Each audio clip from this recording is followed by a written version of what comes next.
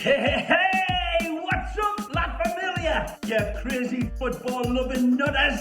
This is Ray Hudson, and you are luxuriating in listening to the Inter Miami podcast with the stupefyingly magnificent Jay and Alex. Two lads who are as electrifying as a hairdryer thrown into a hot tub. Stay tuned, because you know what it's going to be. It's going to be magisterial with an amplifier.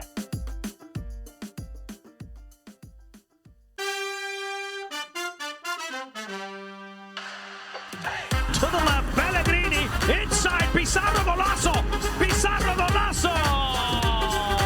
Here's the goal scorer, Morgan! And he's done it again!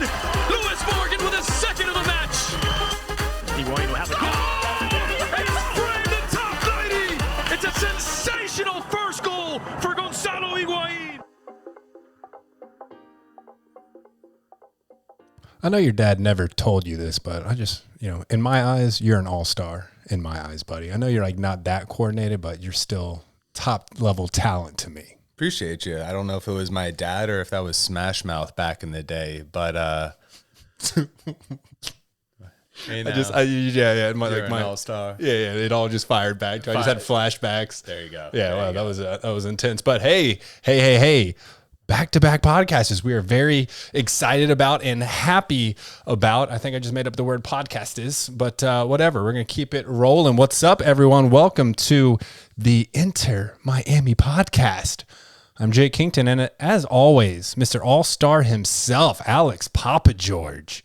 How you doing, buddy? Doing fantastic, Jane. I'm sitting here wondering as we're kicking off this show, is this the first time we've done back-to-back pods off wins? Yes. No way. Not in. Yeah, because we've done back-to-back unbeaten streak pods, but never back-to-back wins that I can recall, and certainly not in the same week. It seems like things are happening, and I don't know how to take it. Last time we got a little bit too far ahead of ourselves, but this might be the real deal, Hillman. Is it not too fast? Can we go fast again? I don't know, man. Let's don't say that. This is a big game that we got coming up this weekend against our rivals, and if we can stamp a dub on this one, who knows, MLS? I don't think we've ever been on a 3-game win streak. Oh, did I jinx it? Damn it. This will be, we're going to get into this preview into the show per usual, but this will be a very good test to see exactly if this is real, if this is legit, because everyone's saying, oh, their opponents aren't that good, but neither are we. But we're putting up a fight. So this will be a real test this game on Friday. I love how it's taken us so long to get to back-to-back W's, and then the next thing we pull out is, oh, our opponents aren't that good. Like, yeah, come on. We need a break from the entire La Familia family, and honestly, a little bit higher level, the MLS family. Cut us some slack. Well, I think all of La Familia and the fans are in great moods and feeling really positive about this team and potential run towards the end of the season here. But it's the real analysts. It's like the professional sports journalists that love just crushing our souls week in, week out. I thought you were just talking about the Facebook group, but it might just be one and the same. Oh man, are we on two weeks now of consistent back and forth on who loves Pizarro and who hates Pizarro? Like, shut up. Dude, don't jinx this type of stuff, dude, especially with what's got going on tonight. We got the All-Star game going on. No, the skills challenge game tonight. to pay the bills. You're right. Skills. And then we do have the All-Star game tomorrow, MLS versus Liga MX. That's tomorrow at 9:30 on Fox Sports 1. I'm sure it'll probably be on like TUDN or Unimas or something like that. Probably be on multiple channels, honestly. But since we are talking about tonight, even though no one's going to hear this till tomorrow, who are you most excited about to see from the MLS side in this skills competition? I know it's going to be funny to kind of like analyze what we put on, the microphones right now, and then watch it and then listen to it back, see how accurate we were. But before I get into that, looks like there's 5 competitions going on for the skills challenge. That's a shooting challenge, which looks like you get points per little, I guess, object that you'd hit around the goal. The touch challenge, cross and volley challenge, passing challenge, and the crossbar challenge, which crossbar challenge is going to be tough. Looks like that they're banging these out from about 40, 50 yards out. So super curious to see how that one will unfold. And Jay, out of curiosity, before I give you my point on the participants, which one of these games do you think you'd best perform at? Probably free kick. Free kick, that would be yours. Well, I've good thing practiced. That's what I like to practice the most when I do practice. Very rarely. That'd be the one I'd go to. What I would love to see is like a celebration competition. Ooh. I would like to see, kind of similar to the long jump, where there's like a measuring tape or paint on the field, and say they get like a 30-yard head start, and who can hit the furthest knee slide, the longest knee slide. That's what I want to see. That's thinking out of the box, and we need more of that. Fun. To be honest, that's what people want to see. Celebrations, which shame on the NFL on the side note, but back to MLS. That's what kind of draws people to these things. You know, people don't really care, and I guess MLS is a little bit different with, you know, Liga MX here and the All-Star game going down the following day, but you know, when it comes to the NFL, you know, who still needs to step it up, but, you know, specifically the MLB with the home run derby and the NBA with slam dunk, you know, 3-point challenge, things like that. People honestly care more about these skills challenge than the actual all-star game. You know, it's cool to see the MLS step in and kind of, you know, add a little bit of creativity to this whole thing. Although I will say this is different than the NBA or NFL all-star game, because it's really just, you know, the East versus the West. This is cool because they're playing the Liga MX All-Stars. So yeah, I mean, this is bragging rights. It's not, you know, an international USA versus Mexico, because there are several individuals that hail from Latin America that will be representing the MLS, but this is certainly bragging rights for each country's, you know, highest level professional soccer league. Yeah, super high level. You know, Ricardo Pepe out of FC Dallas. Dude's having an absolute bang up year, playing over there, racking up goals for him. Nani, you know, hey, got to give the guy a little bit of love here. The season he's putting together is absolutely outstanding. I mean, I think he's at 9 goals with 6 assists or something like that, and one of the MVP front runners this year for the league. I mean, Diego Rossi, you know, Ruidíaz. You know, the list goes on and on here. So it's going to be super interesting to see how the games unfold this, I guess tonight here, going on at 9 p.m. Eastern Standard Time. And I know we're looking forward to it. We are. I'm obviously going to stay with the man with the hot foot right now. Our boy himself, Rodolfo Pizarro, getting a late call up. Could be potentially due to Carlos Vela and Chicharito deciding to not make the trip. I know, you know, I'm kind of a homer, but I would be betting on midfielders. I feel like from an overall skills challenge, they're going to be the ones who would have the best shot. I mean, you look at, you know, just like strictly a striker or something like that. He might not be the best crosser or passer, but can certainly be the best, you know, finisher or free kick. I'm definitely gonna root for our boy Rodolfo. But if I had to give a pick outside of the beloved Inter Miami, I would go with Lucas Zelarayan. I think he's very, very talented. But either way, it's going to be fun to watch. That's at 9 o'clock tonight. But again, you're not going to be hearing this till tomorrow morning. So hope you watched it.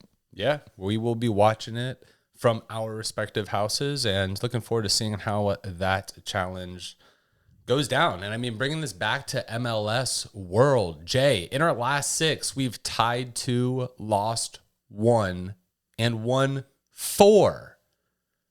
Impressive. I've got, you know, is the turnaround real? I think it is. I also love the fact that you can kind of separate the spelling the letters or the numbers and actually using the numbers. I'm very just impressed with the all-star level stuff right here, buddy. But yes, wow, it feels so good. I tell you what, like if anyone could just be in the studio with us right now and just see like the pure level of energy and excitement we have. It's so much better doing this when we're winning. Dude, honestly, it's just hot as fuck and I'm sweating and it is roasting in here, but breathing all heavy. I guess that's just the smell of winning. It is, and we are currently sitting at we're with 22 points. That's 6 wins, 9 losses, 4 ties, 5 points out of a playoff pitcher, sitting in that 11th seed right now. And what not many people ever want to give us credit for when it comes to professional sports analysts is we still do have 2 games in hand that in why Red Bulls game that was postponed a little bit ago will be rescheduled for midweek in October. And then we just have another game behind. Nothing was postponed that we do need to catch up. So we are in actually a pretty good position. Interestingly enough, we are tied with New York Red Bulls, both at 22 points, both with the same points per game, and both with 19 games played. So they also have 2 games in hand. So it could be a nice little claw up here. Everyone's kind of looking just week to week, but forgetting we still have these 2 games and we're only 5 points behind. Whoa, what happens if we win both games? Then we're already up there. If we at least get a win and a draw, we're pretty close. If we lose those, well, hey, would it be the first time we've been upset? Yeah, massive outlook of games that we have. And before we get into those, we really got to kind of talk about what just happened, because this is exciting stuff, people. This is really exciting as we kind of pick apart the W's that Inter Miami had. And, you know, before we do, Jay mentioned we're 5 points out of playoff position right now, and we're actually up from 24 to 15 on the MLS Power Rankings, which is... That's a jump. That's one of the biggest jumps you're ever going to see right there. And I think it was kind of a testament to the whole league starting to recognize what's going on down here, down in South Florida. So, you know, as we look to the playoff picture right now, Jay, again, remember this, if you're kind of new to MLS soccer, last year was a little bit more of an expanded playoff due to COVID and all the kind of breaks in the season and what have you and whatnot. This year, there's only 7 teams getting into the playoffs per conference. That is not a lot of clubs. And when you really kind of break it down, right, that's sitting at half the Eastern Conference. So bring your A game. There's a lot to be done. And this is really when all these games start to really matter. Jay, is there something that stands out to you as we look at the Eastern Conference, table that it, you know, is there anything that stands out to you a little bit more than the rest? Yeah, New England's basically guaranteed to get in with 49 points on the season. The next closest is Orlando with 34. What stands out to me is between the 2nd seed and the 7th seed right now, you're looking at a total of 7 points difference. So this is a very compressed field outside of New England. We're talking about Orlando, Philadelphia Union, Nashville, NYCFC, Montreal, and DC United. Very, very close competition. If you even go beyond that, I mean, even down to like Chicago in the 12th seed, I mean, we're talking, they have 20 points and then on up to Orlando 34. I mean, really not that drastic of a gap. So everything is compressed, which does lead to more intensity needed, more focus needed, because now these games are going to really start to matter. And, you know, while we do have some easy opponents, there are a few kind of tricky games thrown in there. So we really have to make sure that we come correct. Yeah. And to further your point, the team sitting just 1 slot out of the playoff picture in the East is Atlanta United. And right now on their website, they've won their last 4 matches.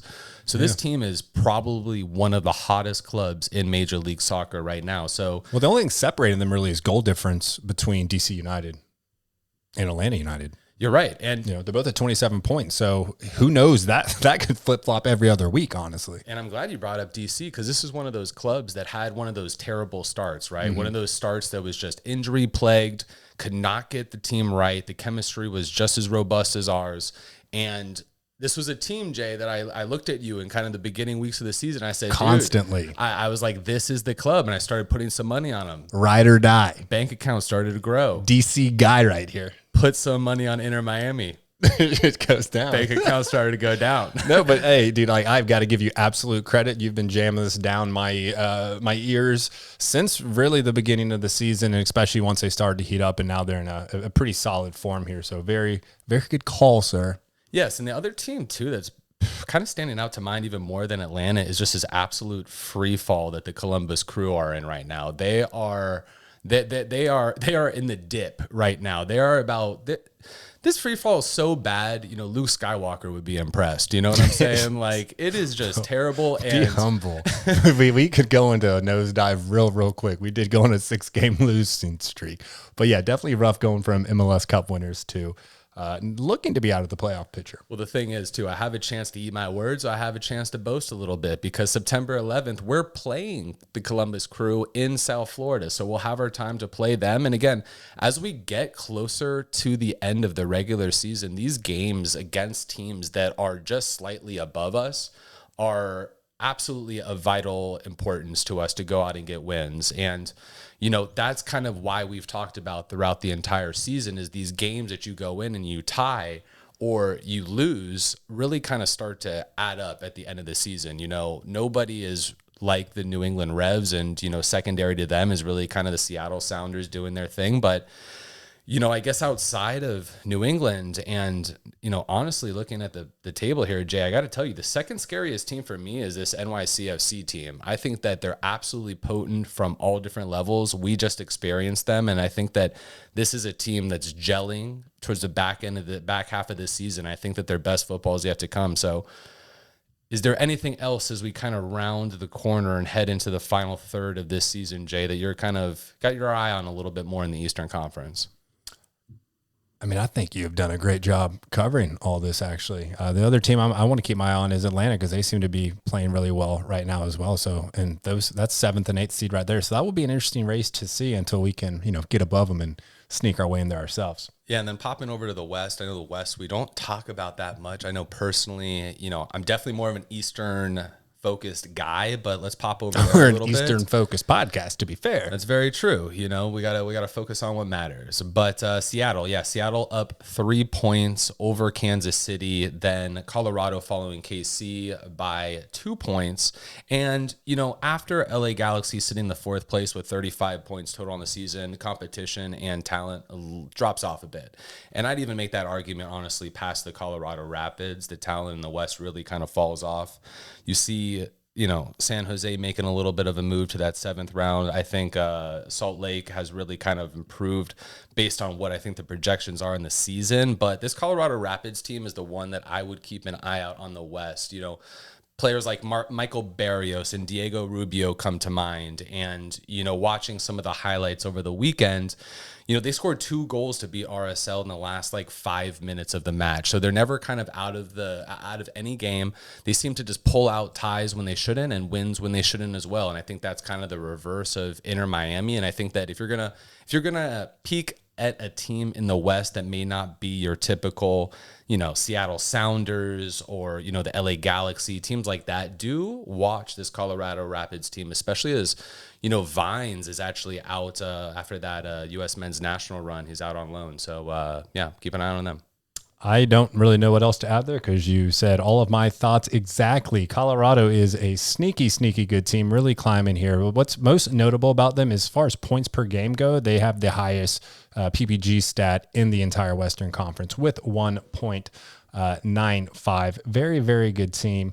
Really second in the league to only New England, who's just tearing through everyone right now. Notable, Portland just outside that playoff contention in the 8th spot right now. This is a team that typically is able to figure it out, get it together. So I would expect them to climb a bit. We do play them October 3rd. So hopefully we get them in still the little bit of a struggle period. But notably to me, LAFC out of the playoffs as of now. In Austin, man, doesn't it feel good to have an expansion team suck like we did?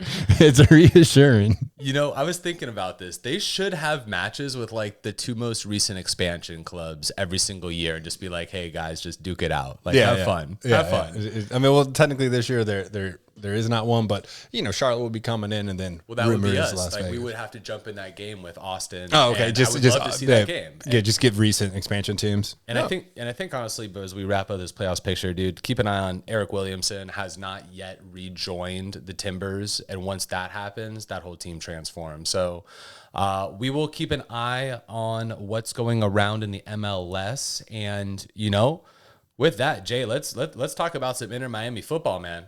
Let's get into it. So not to bore you with 2 recaps, so we'll be pretty quick, but we've played 2 games since our last show, 2 wins to be exact.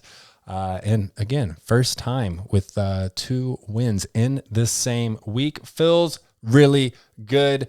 And I'll tell you what, the last game that you were out, I know you've been busy in traveling, but we were able to see Indiana Vassilev with that last minute winner, which was absolutely so much fun. Beautiful, beautiful game. It happened again. 2 back-to-back games with scores in added time. This time it came in the 92nd minute with Rodolfo Pizarro off a beautiful play from Gonzalo to Ulloa. Quick little shimmy, shimmy, yeah, shake it out, fake it. Easy pass to Pizarro. Hits it on the one time.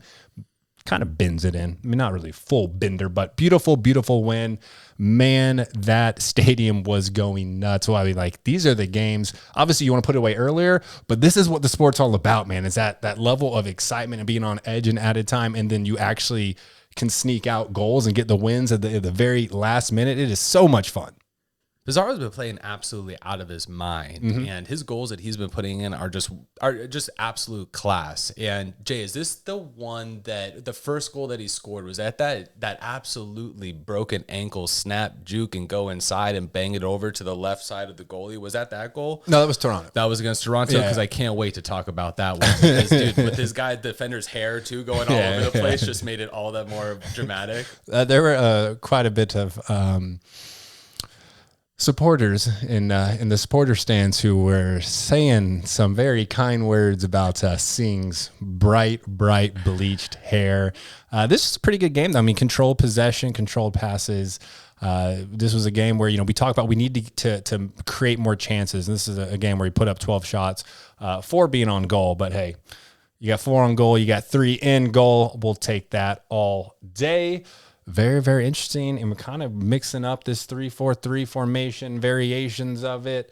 I don't know, man. It just feels good. We don't want to do too much of a deep dive because everyone's aware of that by now. So let's keep it moving into really what I know you want to talk about, because you just mentioned it, but this amazing 3-1 win versus Toronto on Saturday evening. I do want to shout out Branton Griffin. He did pass on 2 extra tickets and a parking pass to us. I was looking for one more just to get Quinn, my son, a ticket. He came through. Want to give him a big shout out. This is actually someone that we met very, very early on before Inter Miami ever played a game. We did go to a MLS Cup game. That was Toronto versus Seattle Sounders in 2019. Went there. Southern Legion invited us out.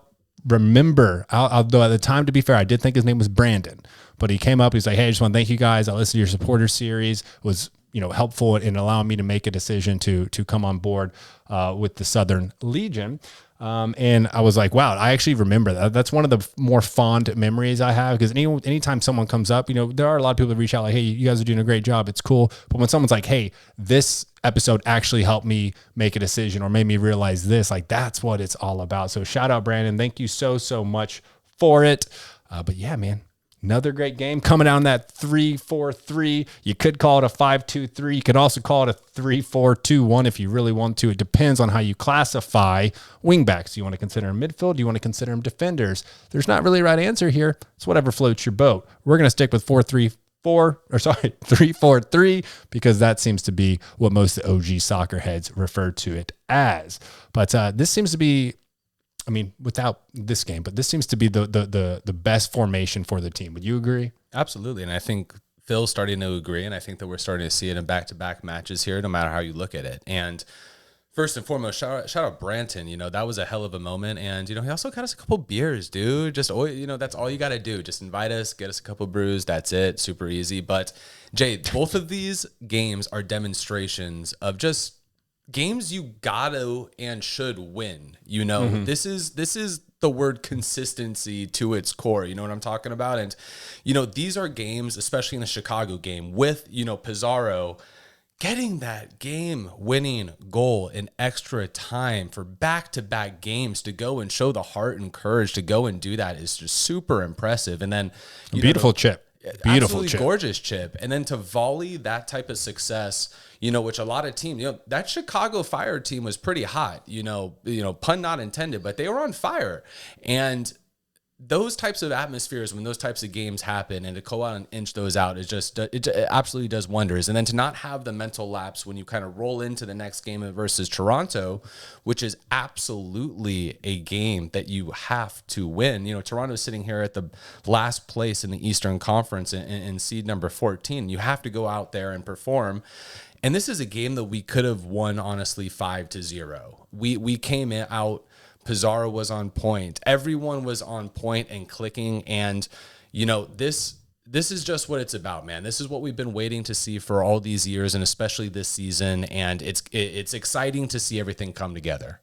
It really was. And what was really notable about this performance is Pizarro started on the right wing. So we've been trying to force him to play a cam role. He was really a left winger. We say this over and over. I feel like a broken record, but he came out on the right wing and I mean, really was showing dominance. Other notable was that Ulloa got the start in the midfield with Gregory, and Matuidi came off the bench. So very, very impressive. Also want to give a shout out to Robbie. You said Pizarro 3 in his last 2. Robbie's got 2 in his last 2. And guess what? They were both hitting the roof of the net. This dude's got some skills with the feet. Yes, and we got 3 goals in back-to-back games. That's 3 goals in each of these games and 8 goals in our last 4. Those are huge numbers, especially for a club that doesn't score a lot of goals, you know, and we're looking at the scorecard right now. And Jay, you know, this may be the first game in club history we had a 3-love score. And honestly, Kieran Gibbs put in the own goal, which probably should have never happened. And, you know, we'll give him some slack based on what he's been playing. That's the red dot.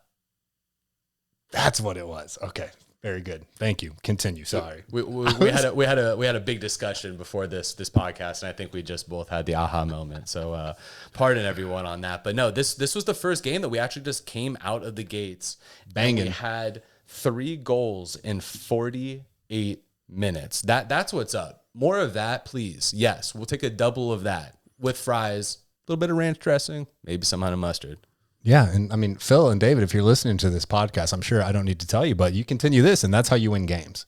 This is how you climb back into the playoffs. This is how you be a dominant team. So good to see the scoring come out, and really just the I don't want to say chemistry, but the level of comfort out there now is just beautiful.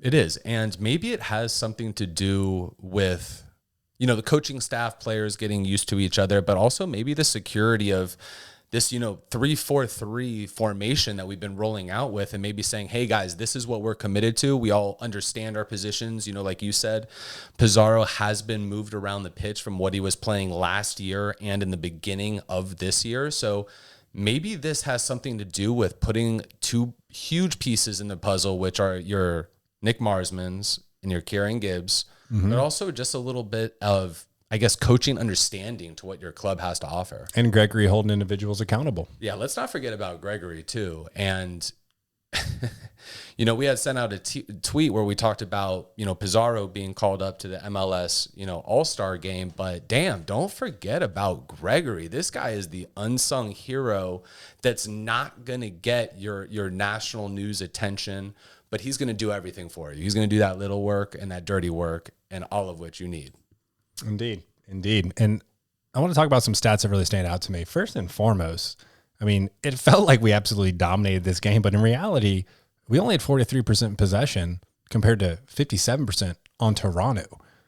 Now look at the shots here. We got 13 shots and 6 of those being on target. So even with basically losing the possession battle, we created a lot of chances given that small amount, which is very, very impressive. And obviously, just as we mentioned, we're starting to see that finishing aspect come into play here, and we're starting to see goals drop in. Very, very beautiful. This is what we're all here for. You know, outside of that, I mean, there's nothing that really sticks out amazingly. I mean, because most of the stats are honestly in Toronto's favor as far as, you know, passes and corners and everything like that goes. But you know, I do want to say 3 yellow cards. We're not going to let our number 1 spot on that yellow card list go easily, man. So shout out to the boys. I do want to state though, if Gregory gets 1 yellow card in this Orlando game, he will be suspended the next game. And then of course, I mean, LGP is just Mr. Captain yellow card. He's racked up 9. So if he gets 2 more, he'll be suspended again. So we fully expect to be out, at least LGP, but certainly Gregory as well for a game here in the near future. Yeah, we did have a few questions about that Gregory yellow card allocation. So we did just want to clarify that we needed him in this game we do need him in this game against Orlando City. This is like a perfect game for Gregory to be in and be a part of our club. But we need that attitude or swag that he brings to the table. And Jay, just to wrap up our conversation about Toronto, man, I mean, I can't help but smile just knowing of what happened at the end of last year with the Ben Sweat game and getting a little bit of revenge against Toronto this year. It feels good. It felt good. That was all that I kept thinking about during this match. Feels really good. And I know there are a lot of people that hate the XG, the expected goals stat, but I mean, hey, we came out with at the end of this game with 2.1 to Toronto's 0.8. So even though possession wouldn't say we dominated, I mean, we were lethal and decisive with what we were doing and very, very creative, which is what we wanted to see. It looks like, I don't want to jinx it, but it looks like those days of lackadaisical play and having a really hard time moving the ball around the field could be over. We're hoping. Our fingers are crossed, our toes are crossed. If you can cross something else, hey, be my guest. But as we kind of move out of these kind of reviews of these last two games, which again, 2 wins, everyone. Be happy, enjoy these. Wins are hard to get in professional sports, and it ain't easy. And goals from deep, like shout out Pizarro. That was great. We love deep goals. That's the beautiful game right there, and it's good to see that. Well, exactly, right? And Pizarro is one of those players, right? It's like kind of like, keep with the Star Wars theme here, Return of Pizarro almost, where, he has completely turned it around from having, the fans up in arms and wanting him to be on the next flight out of here to saying like, hey, holy smokes, where have you been?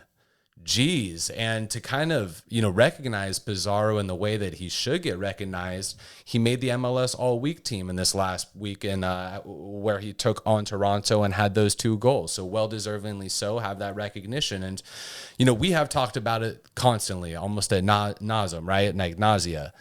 This is exactly the piece, Jay, that we need, we want, we absolutely crave a creative, strong, attacking midfielder who can put pressure on the back line. And, I guess just as you've seen him over the last few games, what excites you most in his involvement on this club right now?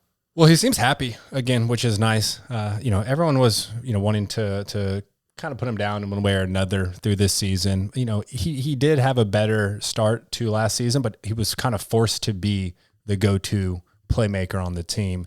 Now, with Gonzalo finally getting very comfortable and acclimated to the league, it allows him a lot more freedom to go out there, be himself. I mean, he's still quick. He's still really talented with his feet. He can make plays from an individual standpoint, but it seems like they're finally realizing that he can't be the Cam. I mean, he can, but you're not getting the full effectiveness that you want out of Rodolfo Pizarro. Keep in mind, he's still one of the hottest up-and-coming, fairly young talents out of Mexico. This guy has solid potential. And now, after everyone was saying all this stuff, he scores the goals in the Chicago game, and they're still talking crap. He comes out here, completely puts that Singh dude on skates, shifty, and equally as impressive, the quickness to get off a left-footed shot when that's not your dominant foot that accurately with that much ease, beautiful. And you see him throwing up, sticking his fingers in his mouth, pulling the cheeks apart. Man, he is back to being the Joker. Mm-hmm. I think even Ray or maybe it was Andreas said it on the commentary, and they're like, another trick from the Joker. And I'm like, yeah, I like that. Like, yes, he's coming back. Confidence is high. Let's just keep it rolling. He's locked in right now. He is. He is fully bought in. I think now that the system seems to be maybe not completely fixed or completely where we need it to be, but massive improvements. And now we're seeing the benefits of that because it allows him to be himself and really make plays. Absolutely. And you're seeing everyone around him too just get more comfortable with everything week by week and game by game, which is super exciting to see. And Jay, this kind of brings us to our another standout player, who's been taking this season underneath him and really kind of been the standout performer along with Gregory probably thus far. We're talking about Robbie Robin Hood Robinson, the young gunner. Again, you heard me say earlier, But his previous 2 goals have been absolutely beautiful. I mean, hitting the top of the net, especially this last one. So I was watching the MLS Goals of the Week contenders. I think there were 5 on there. The first one was Pizarro, and then the last one was Robbie. So, he even was in contention with that little slight body fade and dragging the ball to the right, really being the defender. And now you're at a very tight angle to score. The keeper's coming out of you, and you just bang that ball to the top of the net, which is very, very impressive. And you know the pain that we have felt, that all of the fans have felt by having 2 first-round picks and not taking DK. But I'll tell you what, if you want to tell me who's having a better season this year, I'm going to say Robbie. He's got 4 goals in 11 games. DK has 2 goals in 4 games. Obviously, better percentage-wise from DK, but he's not playing. He's been battling through some issues, of course, but Robbie is finally starting to come to his own, and where DK is much more of a bruiser, kind of inflicting his will, Robbie is he's going to beat you one-on-one. He is quick, and you can see his confidence going through the roof. He'll take on any defender. It really doesn't care. And most impressively about the goal in this game was that ball that LGP sent through that outside of the foot. Beautiful, perfect assist for that goal. Do we have to give Paul any credit whatsoever for this? Probably technically, yeah, but we don't want to do it. So let's don't do that. let's just leave it alone. And shout out our boy Robbie, man. He was called up to the Chilean national team. He does have dual citizenship. Mother's Chilean, father's American. He has not decided yet. So this will be interesting to see. Once he does decide to play, I guess he can't switch back. Although I forgot what the circumstances are where you can play a few games and then switch over. But this will be interesting to watch. We will most likely be missing him for 2 games. Or if he doesn't go, then we'll have him back. So kind of, not that he's a victim of his own success. We might be a little bit of a victim of our own success because we love having him out there on the pitch. But shout out, congrats, Robbie. And then what really stood out in this game, and if you want to talk about, a deeper level stats here, from the attack, 46% up the left side, 27% up the middle, 26% up the right side. So 46%, almost half the attack was going up that left side. We're starting to see that connection between Gibbs to Robbie, which is beautiful. And if you can set Robbie free, he's got the speed, he's got the skills, and he can get the job done. He's really starting to give me confidence that we made the right decision. Still could have had him, but we took Nealis. But we're not going to talk about that. Yeah. Dylan, too bad too. But what if we had both of them? That would be scary. But we did mention that started to take more chances outside the box. 38% of our chances came from outside the box. 62 from in the 18-yard box. Actually, surprisingly, none from the 6-yard box. Well, honestly, Robbie has supreme confidence right now, and I love when he shoots the ball and Gonzalo is like, pass me the ball. And he's like, no, I got it, bro. I got it. And you see Gonzalo's hand throw up, but you're like, honestly, dude, nice shot, bro. Nice shot. You're cheering for, Robbie in that situation. But attacks looked on fire, and that's been awesome. That's been kind of the most exciting part. But listen, we don't get these dubs if our defense is not playing dominant as well, right? This is a joint team effort, and everyone has been playing absolutely bonkers and really enjoying how we've been playing 3 at the back line. I think that this is a nice commitment to Christian Makoun too, to be honest with you, where he has been injected into this starting rotation and playing very well. And actually shout out to Christian the Beast Makoun. Before we jumped on the pod, we were on Instagram when we saw that he actually recently got married, or I guess engaged.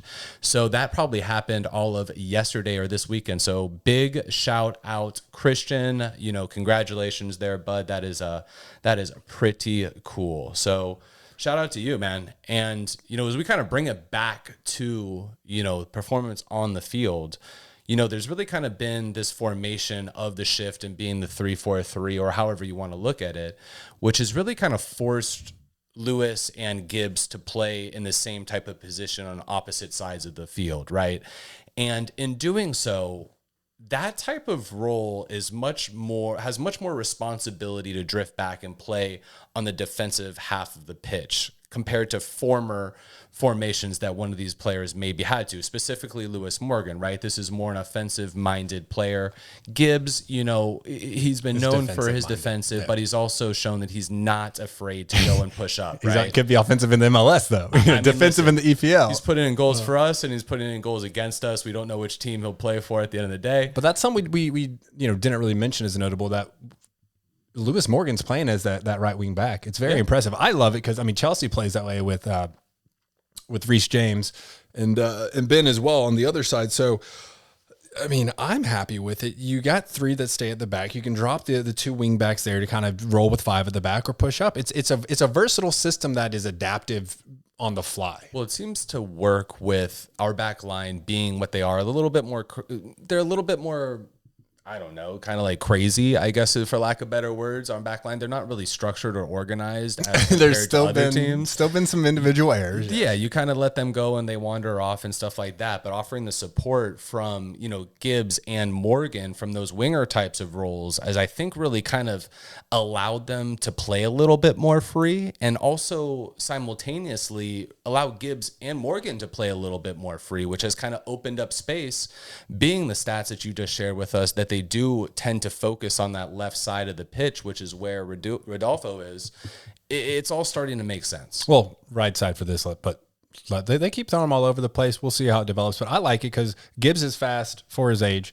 Morgan's fast. We all know that. So being able to run back in an emergency situation, support the defense, but really importantly, also get into the attack, make late runs, and maybe get past the defender or shake your marker, whatever you want to say, to open up some chances.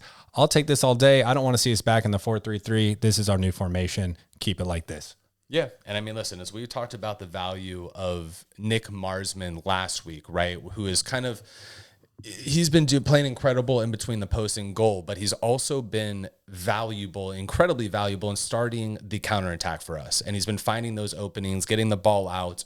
We have needed someone like this. And, you know, the player too that we got to recognize during this whole process over these last few games is LGP. You know, his passing out of the back line has been nothing short but quality. And, you know, honestly, this adds just an entire new dynamic when we know that we were struggling with being a little bit too focused on the edges.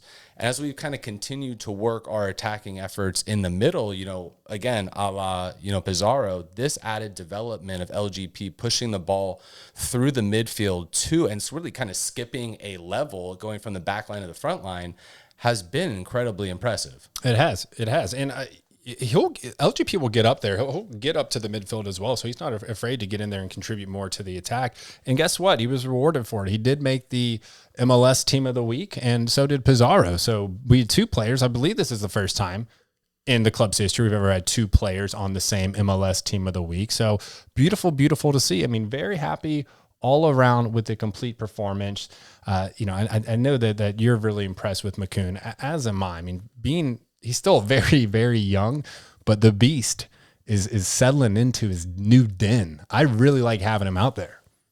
How can you not? I mean, this guy's an absolute beast, and we were calling for Sami Guederi to actually get more PT, and I think that this is just one of those cases that they saw the beast running away with it in practice and not letting go, and I think, hey, you know, this is why we brought him here. He was one of our first signings, you know, in this club's, you know, establishment, right? And remember, I believe, he got put to Fort Lauderdale, yeah, our USL club, and he played down, you know, not in the MLS league for last year, and this year he's been playing a lot better. That development could have gone a very, very long way. And, you know, one of the things we're seeing here, maybe it's because we're going with this, you know, 3 or 5 at the back, however you want to classify, but Leardom did not get the start. And do you think that's because people are still pissed about that NYCFC match where he was kind of sleeping at the wheel?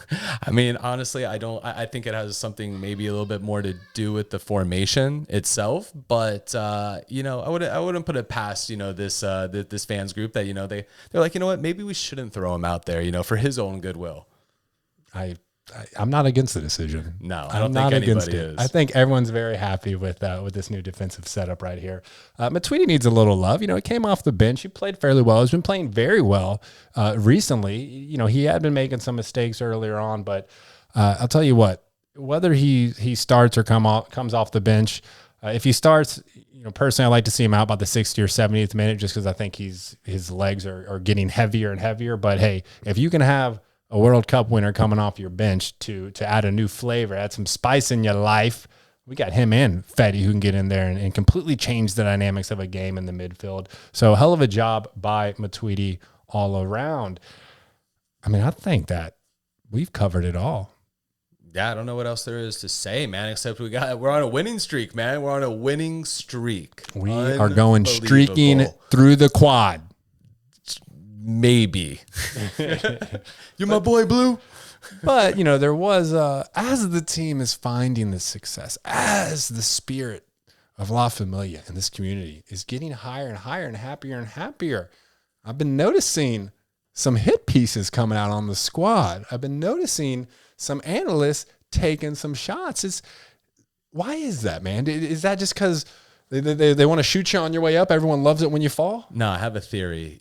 Everyone who doesn't live in South Florida gets pissed that they're not living in South Florida. So I think that's just it. When we get hate from all these other teams and all these other outlets, sorry to stain us. So what you're saying is that they're just mad at the beautiful weather? Or are you saying they hate us because they ain't us?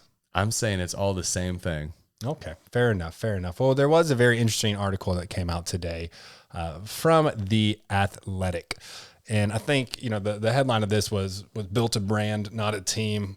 But whatever. We're starting to see us play together as a team. And you want to take your shots at us, go ahead and take your shots. I mean, it's I think, fair given what had happened earlier in the season and last season. Yeah, I mean, there's some kind of crazy stuff too. Some of you might not be, old enough to quite understand what has gone on with these sanctions and stuff that we have done in the front office. And, one day, this is probably going to be a third generation Netflix flick, to be honest with you. Like a B, like 30 for 30. Yeah, exactly. Maybe a C, but who knows? David Beckham's got some connections. Yes. Well, the thing Bill Simmons might get his hands on this. The thing that really stood out to me in this article, and kind of like a WTF moment was, partial owner Marcelo Claret was actually the one who reported the violations to Don Garber and the MLS, and they were saying if he didn't say anything, there's a very high chance that this would not have been noticed. And I'm not saying it's right that Inter Miami would have gotten away with it, but why would you do that to your own team is kind of, either one, you're trying to protect yourself, but two, and we were discussing this in the Discord. If you're on the Discord, get the hell in the Discord already, man. We are talking every single day, every single hour. But what really stood out to me is Moss has kind of been taking control of this organization. And I feel like Claret feels like he's been forced out or put into a minimalized role. We also heard recently that he wants to sell his stake in the company. So is this some bitter, salty ex-girlfriend? Oh, I'm going to get you back and snitch on you. It's a very weird situation. I don't understand why it would come from your own organization. Yeah, very odd. And I don't think the story is all the way told yet, to be honest with you. I think that there are still some details, just like this article that came out in The Athletic, that, kind of shine some light on some interesting facts that we didn't really know. And who's to say that these are all of them, right? Yeah. There's some sanctions hanging out there, $250,000 fine to Jorge Mas.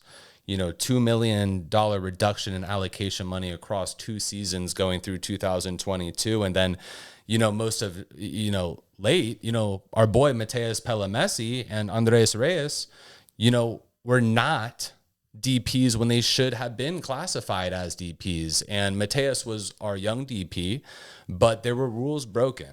And the craziest part too is that it seems like whatever stemmed this investigation and kind of accusations in the beginning came from the same organization. That is absolutely mind-blowing. And that's like something that you would hear on Tom Brady's Deflategate, right? The equipment boy let the air out of, footballs, blah, blah, blah. This is actually a part owner of the club who's coming forward and saying some stuff. It's crazy. I mean, but You said, you said Mateus or Matuidi, but yeah, Matuidi obviously was the big one that got us caught, but also LGP was underreported. I mean, a lot of articles say that we had 5 DPs, but 2 others underreported. So, I mean, it's honestly like you could argue like we had 7 DPs and still had a pitiful season. But again, this is coming out a little later, probably because now all the news is coming out and all the sanctions, although we've known that for several weeks now. But this whole chloride thing kind of threw me off. I was really, really shocked by that. Don't pay attention to all this stuff. Yes, we're going to have some hard times in the future, but I think really that we're seeing the team come together. So if we have to reduce some salaries or maybe lose a player or two, I think that it's not going to be as substantial as if we were facing this earlier this season, for instance. So, whatever. We'll see how it progresses and everything. But yeah, this $2 million reduction in money over the 2 years. So $1 million next year, $1 million the following year. But you know what? I'm done with the negativity and all that BS hit piece, whatever you want to call it. We've got, I don't even know what it is, Copa del Sol Part 7. I have no idea. I'm losing count here, but we're talking about game on Friday, 7:30 p.m. Eastern Standard Time. 8:27 if you don't know what day it is. It's fine. COVID messed a lot of people up. But we're actually away playing at Exploria Stadium. What do you think about this one, buddy? This is going to be a good test, but I like our streak right now. This is going to be a great test. We talked about it. If there's one knock on the club, it's the talent that they're playing. This is a really good team, and we know this, and we actually play them pretty well. Last match we played, we actually tied, and that was kind of that was when Kieran Gibbs hit that magnificent goal at the end of the game to put that 1-1 and bring home the tie. Orlando City's currently sitting second in the East with 34 points. So again, this is not a team to take lightly. Good for us, actually. DK has not yet rejoined the team, but probably in pure Inter Miami fashion, he'll probably show up for this game. So, be on the lookout for him. And, in their last 5 matches of MLS play, they've won 3 times and tied twice. So, yes, they just beat Chicago and Nashville, which, we are pretty, used to those teams after our nail-biting wins with both of them. So they did just beat both of those clubs. And, yeah, Orlando City, nothing to mess around with, but excited to see our team play some higher competition. Also, because I'm petty and I don't care, I'm really excited to see La Familia travel up to Exploria just to piss off the Iron Lion Firm or whatever they call their supporters groups with their 2 baby flags, because I think we mentioned it, but their Reddit channel was very, very upset. Like, how are these guys louder than us? There's only a few of them, but they're consistently louder than us in our own house. I was going to say, not just in the Orlando City game, but any game in general. If you have Reddit downloaded, just go ahead to the subreddit of the team that we just played and just read their comments. It is absolutely hilarious, and it's worth the 5 minutes of your day. Well, they especially hate losing to, bottom tier team as far as the standings go. But, players to watch.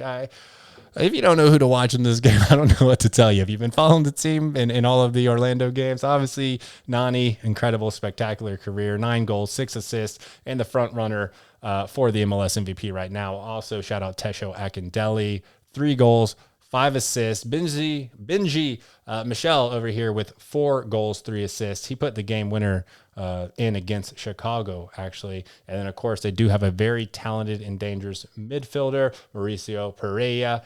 He is the playmaker. Eyes always on this guy. If he's not dishing the dime, Nani's dishing the dime. And, Tesho or Benji, or in the sometimes the case where DK's playing, they finish it, and they do a very, very good job. But they've had a little bit of struggles in the recent month, and I think this is a solid chance to go up there, take them down. I think 2-1, honestly. Ooh, I like it. I mean, got to say, man, this is a huge game. If we come out of here with 3 points, we're sitting literally 2 points behind that final playoff seed, and we'll see how these other games unfold. But this is going to be one of those games. Hey, if you get that W, up away in a hostile arena, because it's going to be that way because we're there, and you get these 3 points, that's big time. That's big time, because, the games after that, right, we're playing Cincinnati in our next match. So, you'd like to think that we'd be able to take 3 points away from them. But, would like to. This game, if we're able to tack on a 3rd win in a row, it would be absolutely outstanding. And then the following game after that, we got Columbus, who we were talking about being in a free fall right now. Then we've got Toronto again. So hopefully we can win or at least draw this game. Then there are 3 very winnable games coming up. Then it gets a little more difficult with Red Bulls, Nashville, and Atlanta. September is going to be kind of half decently easy, half of a test. And man, October, we're talking about 7 games in 1 month. October is going to be a nut house. There was also some special news for the women. Yes, women. So yeah, I mean, I was actually focused over here. Before we get into women, actually, Jay, looking at the other games going on this weekend, keep an eye out for Atlanta, Nashville, 3:30 on Saturday. That's a big game. Let's see if Nashville can end Atlanta's winning streak. And also underrated, you know, the Red Bulls playing the Chicago Fire. Let's try and get Chicago another L, because the farther we can push them down, the actually better and more secure our position is. And, you know, last but not least. Well, you could take the Red Bulls down who are above us. You know, I get that. We have different approaches to this. You're right. Maybe we should focus on teams above us at this Yeah. rate. Pull them down before we bury anyone else below us. Very fair, sir. And I mean, the other, I guess, 2 games to point out, and then we'll get on out of here, is DC United, Philadelphia. If Philadelphia can pull off that win, that would certainly help out the playoff race. And then just for a totally other side of the country, Western Conference game on Saturday night, if you're not doing much, 9 p.m., Colorado Rapids, Kansas City, 2-3 in the Western Conference. Go ahead, check out some MLS that's going down. And Jay, yes, you did say something about the ladies. We do got to give our shout out to the ladies here on Inter Miami Podcast. And yes, it seems like Inter Miami is having talks with the NWSL for a National Women's Soccer League team named Inter Miami to represent the club down here in our home stadium in Fort Lauderdale. So we will see how conversations go with that. Hopefully that does happen. Then, you know, have the muchachos and muchachas in the same stadium. There you go, buddy. I'm impressed with your Spanish skills right now. But thank you, everyone, for joining us here at the Inter Miami Podcast. From Mr. Papa George and Mr. Kington, I'll speak in myself as myself in third person, because I don't really give a damn. If you like this episode, you know, be kind. Give us a little 5-star review on Apple Podcasts. It makes us smile. It also helps our ratings, but we're not going to discuss that. Check out social media if you don't already, at Inter Miami Podcast on Facebook and Twitter, at Inter MIA Podcast on Twitter. Did I say Twitter? Oh, well, whatever. Rewind it. If you don't know it, you should. Also, holler at us if you want the Discord. It is very active, very, very fun. Yeah, looking forward to this game on Friday. Everyone enjoy the All-Star skills and the All-Star game. We wish you a very blessed week and weekend. As always, vamos Miami. Vamos Miami.